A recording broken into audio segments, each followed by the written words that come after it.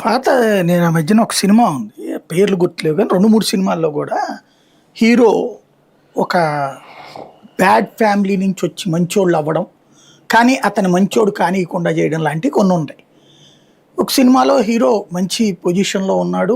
ఎదిగేటటువంటి అంటే ఒక ఐపీఎస్ అధికారి కొడుకయ్యి ఉంటాడు. తను ఐపీఎస్‌కి రెడీ అవుతుండగా అతని మీద చెడగొట్టడానికి విలను అతన్ని రెచ్చగొట్టి చివరికి అతను మర్డర్ చేసేలా చేసి క్రిమినల్‌గా మారుస్తాడు. ఇదొక సినిమా చూసా అప్పుడెప్పుడో. పేర్లు గుర్తులేవు గానీ, నేనేదో యూట్యూబుల్లోనే చూస్తా ఉండే సినిమా. ఇప్పుడు విజయ్ అనేటటువంటి వ్యక్తి ఎపొలిటికల్. రాజకీయాలకు అతీతుడు అతను. అతని సినిమాలేదో అతను చేసుకుంటాడు.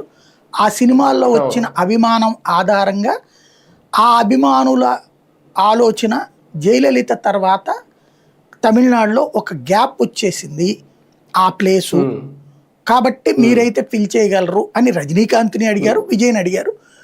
రజనీకాంత్కి స్టాలిన్కి ఉన్న సాన్నిహిత్యం కారణంగా అతను పార్టీ పెట్టేటప్పుడు ఆపగలిగాడు స్టాలిన్. చివరి నిమిషంలో పార్టీకి అనౌన్స్ కూడా చేశాడు రజనీకాంత్.